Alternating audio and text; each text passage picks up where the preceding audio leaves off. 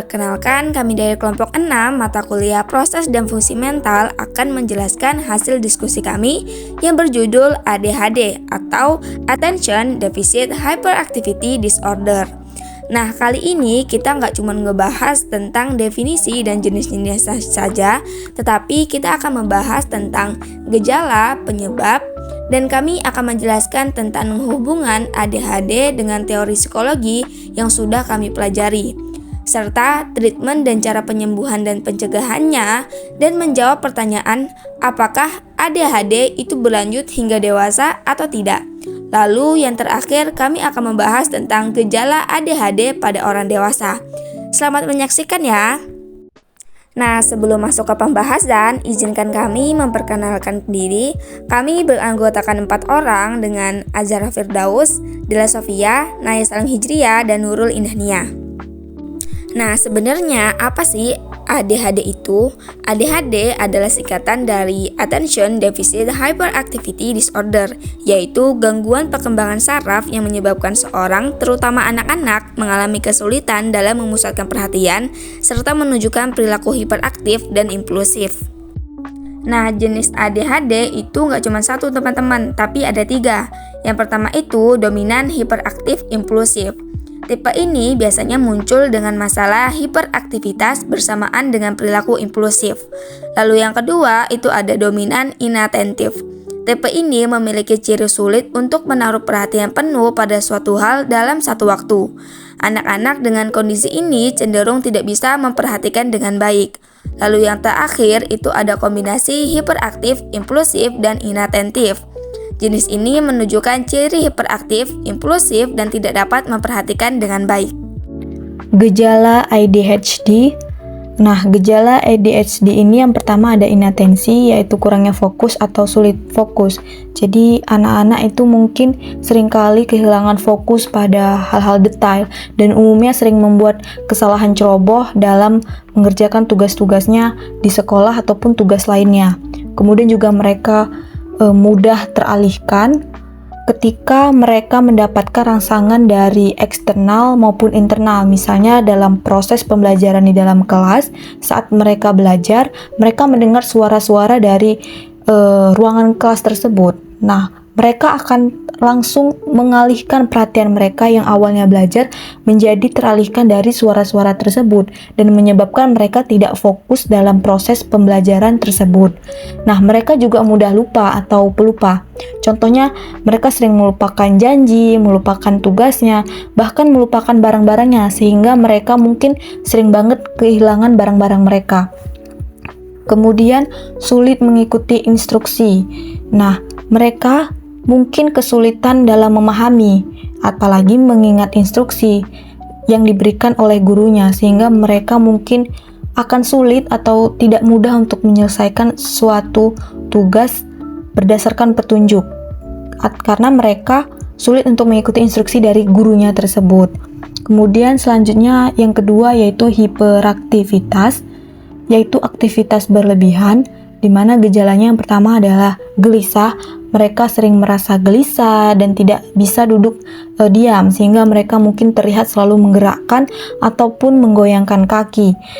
Juga mereka sering berjalan atau berlari tanpa tujuan, bahkan pada situasi yang tidak cocok untuk situasi ini. Kayak contohnya seperti di dalam acara formal, maka anak itu tidak akan bisa duduk tenang. Dia akan gelisah dengan menunjukkan gejala-gejala tadi yang disebutkan sebelumnya, yaitu menggerakkan kaki, berjalan tanpa tujuan, berlari, dan sebagainya. Kemudian yang selanjutnya adalah banyak bicara, yaitu mereka sering berbicara tanpa henti. Nah, karena mereka sering berbicara tanpa henti dan cenderung tidak mereka pikirkan sebelum berbicara, maka kemungkinan besar mereka itu dapat mengganggu orang lain yang ada di sekitar mereka. Kemudian yang selanjutnya adalah sulit menunggu, yaitu sulit bermain tenang, yaitu mereka kesulitan terlibat dalam aktivitas yang tenang dan membutuhkan konsentrasi yang penuh, seperti kegiatan membaca buku dan bermain menyelesaikan teka-teki. Nah, seseorang yang menunjukkan gejala ADHD ini, mereka sulit untuk mengikuti aturan permainan teka-teki tadi atau aktivitas yang membutuhkan kesabaran seperti membaca buku. Nah, sehingga mereka mungkin sering melanggar aturan dalam bermain ataupun tidak mau menunggu giliran dalam bermain tersebut. Nah, selanjutnya yang ketiga yaitu impulsivitas, yaitu bertindak cepat tanpa berpikir.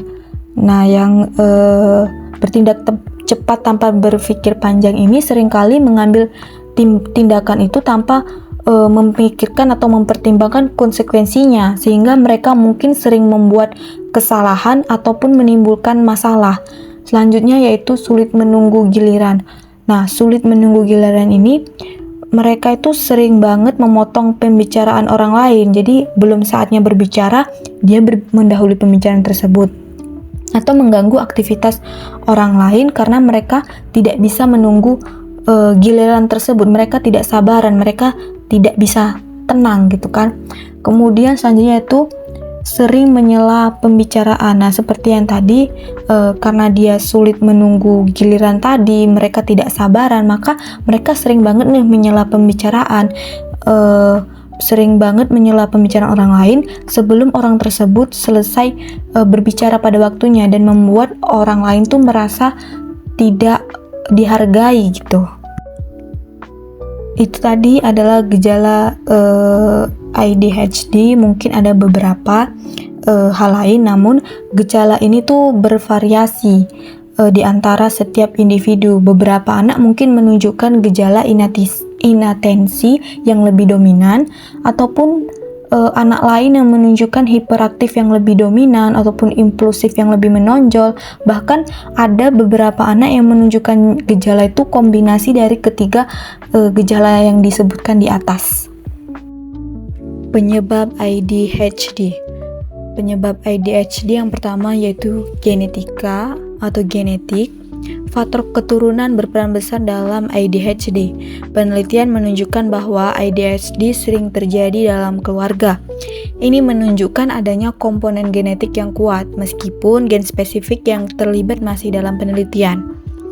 Artinya, seseorang memiliki resiko lebih tinggi menjadi seorang ADHD jika memiliki anggota keluarga dengan riwayat ADHD. Kemudian yang kedua, kimia otak, yaitu terjadinya ketidakseimbangan neurotransmitter seperti dopamin dan norepinefrin yang mempengaruhi perhatian dan kontrol impuls. Neurotransmitter adalah zat kimia di otak yang berperan dalam mengirimkan sinyal antar sel saraf. Ketidakseimbangan yang terjadi ini dapat mengganggu fungsi otak yang terkait dengan fokus, kontrol impuls, dan pengaturan perilaku. Yang ketiga yaitu struktur otak.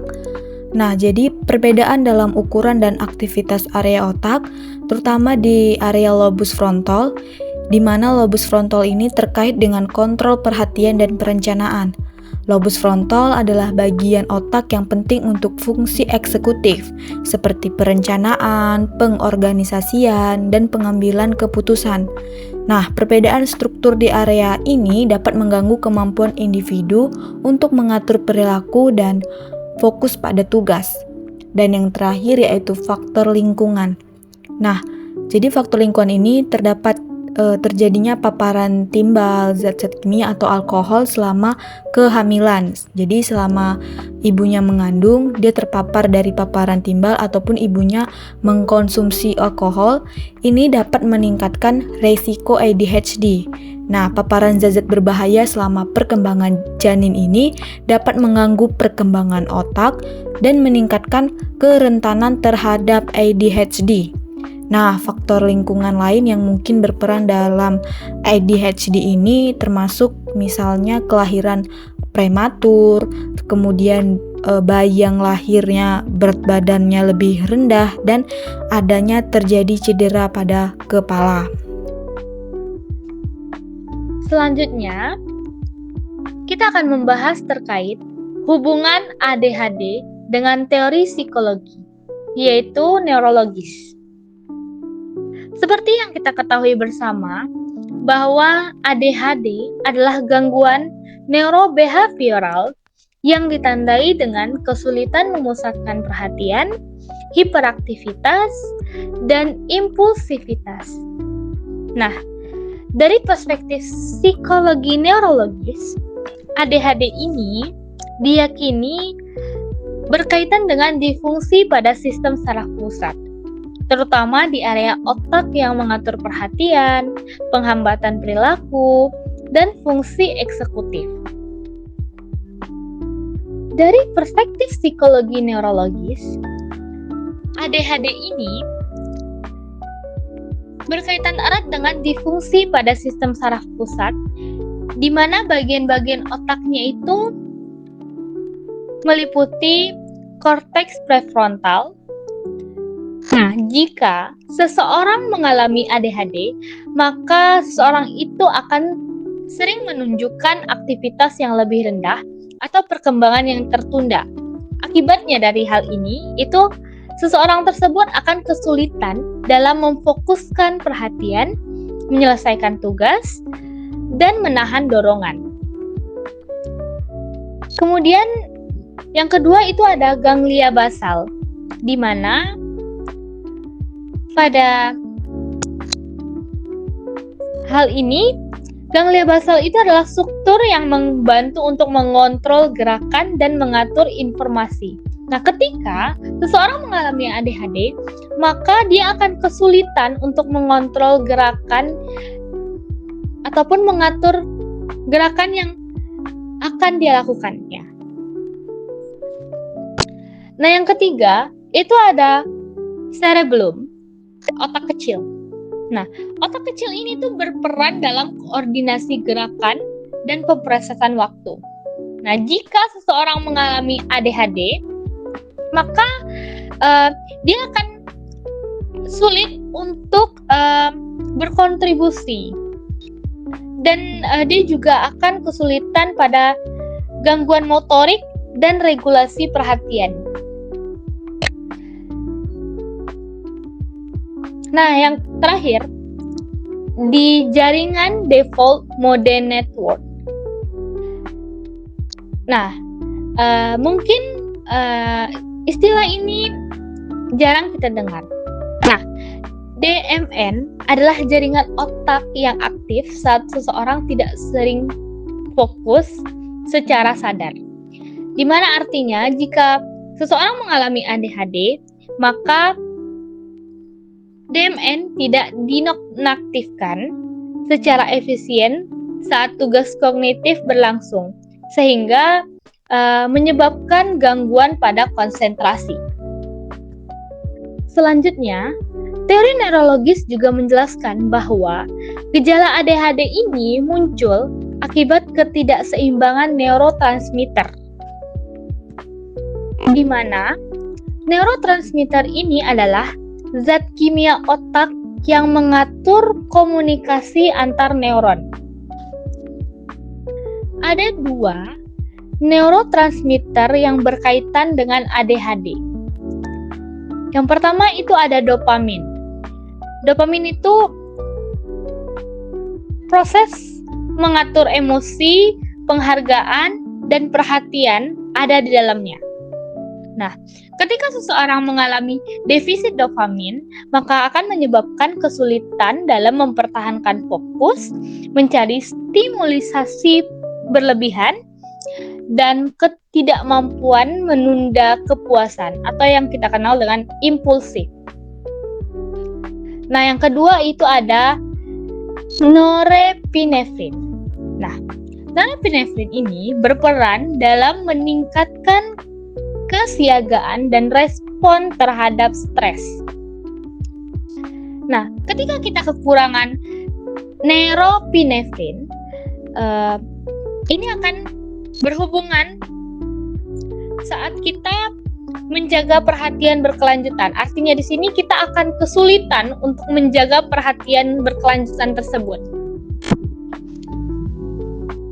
Kemudian, menurut teori neurologis juga, ADHD ini menimbulkan gangguan pada fungsi eksekutif, di mana pada dasarnya fungsi eksekutif itu meliputi kemampuan untuk mengatur waktu, merencanakan, mengingat instruksi, mengalihkan fokus antara tugas, serta mengontrol emosi dan perilaku.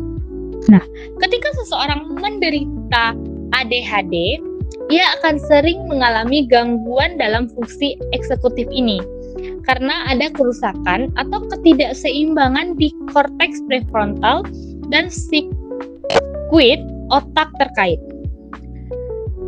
Hal ini akan menimbulkan perilaku mudah terdistraksi, sulit menyelesaikan tugas, bertindak tanpa berpikir panjang, kemudian juga emosi yang cepat berubah. Jadi, teori psikologi neurologis menjelaskan bahwa ADHD bukanlah akibat dari kemalasan, kurang motivasi, atau pola asuh semata, melainkan merupakan gangguan neurologis yang nyata. Disfungsi, struktur, dan aktivitas otak, serta ketidakseimbangan neurotransmitter menjadi dasar ilmiah untuk memahami gejala-gejala yang terjadi pada ADHD. Pendekatan neurologis akan memberikan landasan biologis dalam memahami dan menangani ADHD, serta membuka jalan bagi kita untuk bisa mengintervensi medis dan psikologis yang lebih efektif. Selanjutnya, kita akan membahas terkait treatment atau cara penyembuhan ADHD.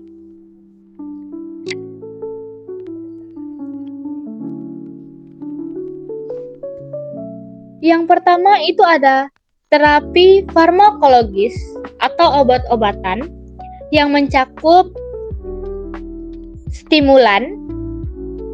Nah, stimulan ini adalah pengobatan utama untuk ADHD, seperti methylphenidate. Nah, obat ini berfungsi untuk meningkatkan kadar dopamin dan norepinefrin di otak, sehingga akan memperbaiki fokus dan mengurangi hiperaktivitas. Kemudian ada non-stimulan, misalnya itu atomosetin, yang dapat digunakan jika stimulan tadi tidak efektif atau menimbulkan efek samping. Selain terapi farmakologis, ada terapi perilaku dan psikologis yang dapat kita lakukan. Yang pertama terkait terapi perilaku.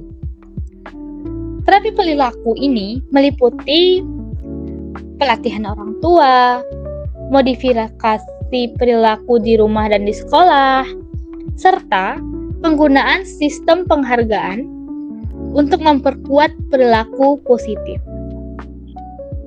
Kemudian ada psikoterapi dan konseling.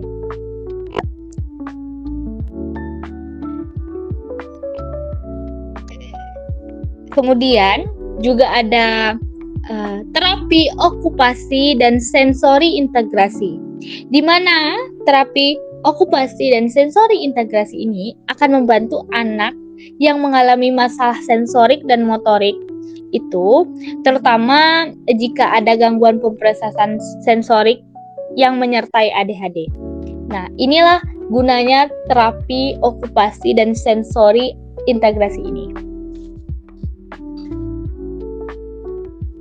Kemudian selanjutnya ada pendekatan holistik dan dukungan lingkungan, edukasi keluarga dan guru, di mana kita bisa memberikan pemahaman tentang ADHD dan strategi pengelolaan perilaku di rumah dan di sekolah. Kemudian, selain itu ada dukungan keluarga dan komunitas. Nah, dukungan keluarga dan komunitas ini penting untuk mendukung perkembangan sosial dan emosional anak dengan ADHD.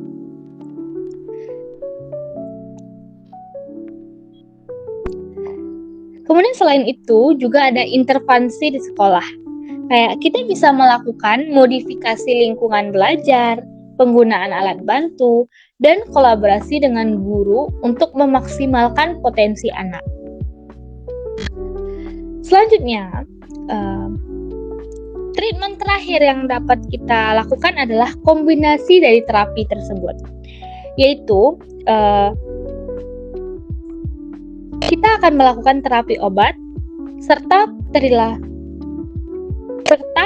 terapi perilaku yang disesuaikan dengan kebutuhan individu dan tingkat keparahan gejala. Selanjutnya, saya akan menjelaskan pencegahan daripada ADHD. Sebenarnya ADHD tidak bisa dicegah sepenuhnya karena bersifat neurobiologis dan dipengaruhi oleh faktor genetik serta kondisi selama kehamilan.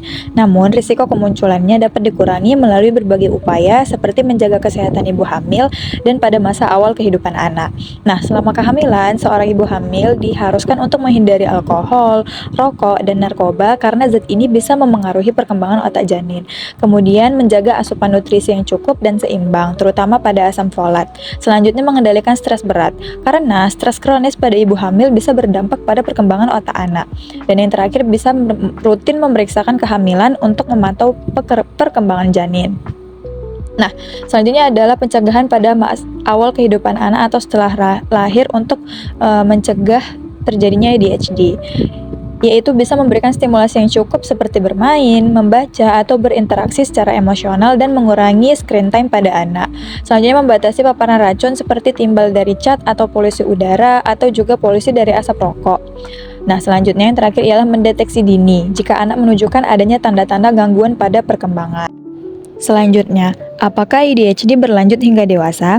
Ya, ADHD bisa terjadi pada orang dewasa juga. Meskipun ADHD umumnya didiagnosis pada masa anak-anak, gejalanya bisa berlanjut hingga dewasa atau baru dikenali saat seseorang sudah dewasa. Dalam banyak kasus, ADHD pada orang dewasa adalah kelanjutan dari ADHD pada masa anak-anak yang tidak terdiagnosis atau tidak ditangani dengan baik. Nah, bagaimana kita mengetahui jika seorang yang sudah dewasa itu mengalami ADHD? Nah, sekarang saya akan menjelaskan gejala ADHD pada orang dewasa. Yang pertama ialah sulit fokus atau mempertahankan perhatian. Yang kedua, sering melupakan janji, tugas, dan hal penting lainnya. Selanjutnya, sulit mengatur waktu dan prioritas, impulsif saat membuat keputusan atau berbicara, mudah merasa gelisah atau tidak sabaran, kesulitan menyelesaikan tugas yang mempunyai jangka panjang. Pada orang dewasa, hiperaktivitas fisik bisa berkurang, tetapi ketidakmampuan mengatur perhatian, impuls, dan emosi tetap menonjol. Gejala ADHD dewasa seringkali lebih halus dan kadang dikira sebagai masalah kepribadian atau malas. ADHD dewasa ini tidak selalu membuat seseorang gagal, tetapi bisa menimbulkan tantangan besar dalam pekerjaan, relasi, dan pengambilan keputusan. ADHD pada orang dewasa bisa salah didiagnosis sebagai kecemasan, depresi, atau gangguan kepribadian jika tidak diperiksa dengan tepat.